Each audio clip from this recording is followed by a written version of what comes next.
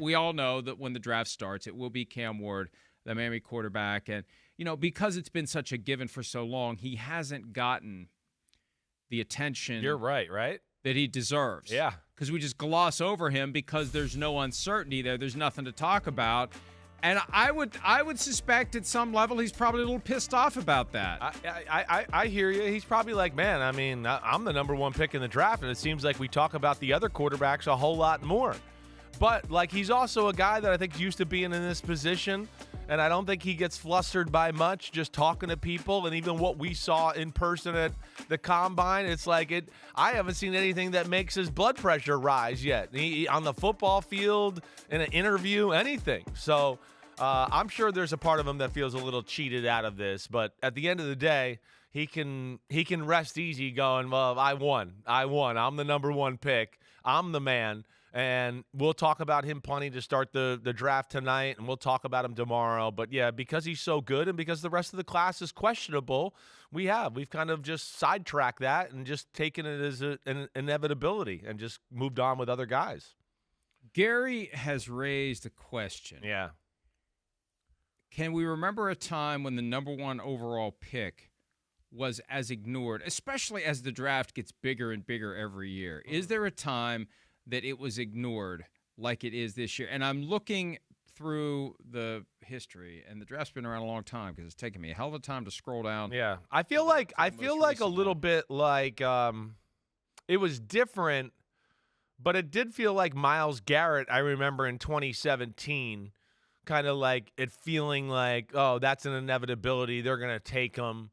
Right, just a little bit, where he was such a clear specimen and freak of nature and just everything you wanted, that I do feel like a little bit there. That's one that came to my mind as I'm pulling up the list as well. But yeah, after that, I don't know if I. Well, you're right. I've got two, and it's not because it was considered a given.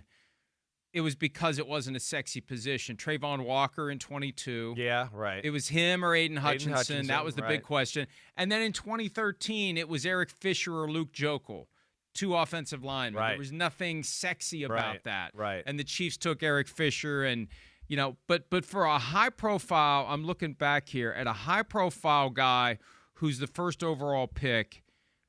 Maybe David Carr in 2002. Maybe, right? Maybe, but that was weird because it was the start of a franchise. So I remember going through that. That seemed like a little bit of a big deal just because it was that. But yeah, you're right. It's rare. None of the quarterbacks. That's what I can say. We can definitely look at it and go, I don't remember any of the number one pick quarterbacks being so kind of just brushed aside in the conversation so quickly, so easily. Right, even Joe Burrow, Kyler Murray, we knew they were the number one picks, but we spent a lot of time talking about them and what was good about them. And Joe Burrow, he did have a flaw or two as far as arm strength and things, so we broke that down more. But yeah, this one, it's just such a gap, I think, between him and everybody else that we kind of just said, he's awesome. Let's move on to the rest of these guys.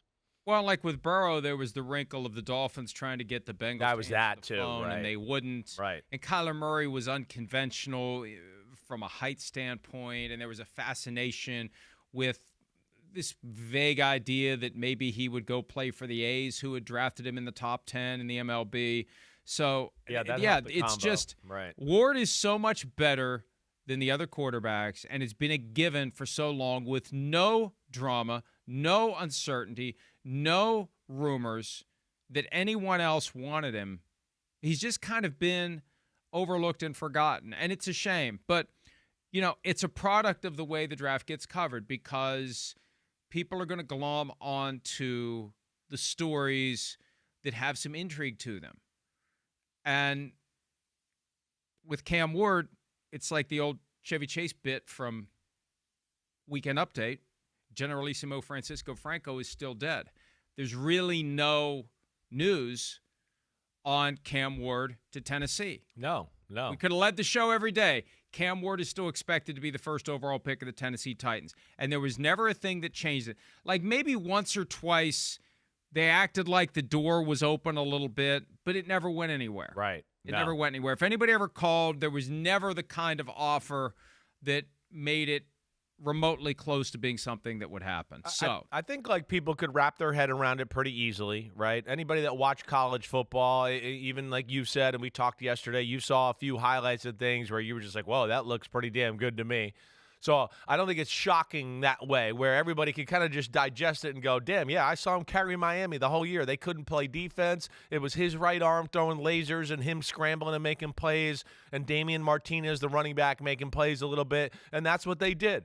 You know, they got a good tight end. There's no marquee wide receiver there that we're talking about out of Miami in the draft. So it was a lot of Cam Ward specialness making it happen. Hi, it's Mike Florio. Thanks for watching PFT on YouTube. Hit subscribe for the latest news and analysis from Pro Football Talk.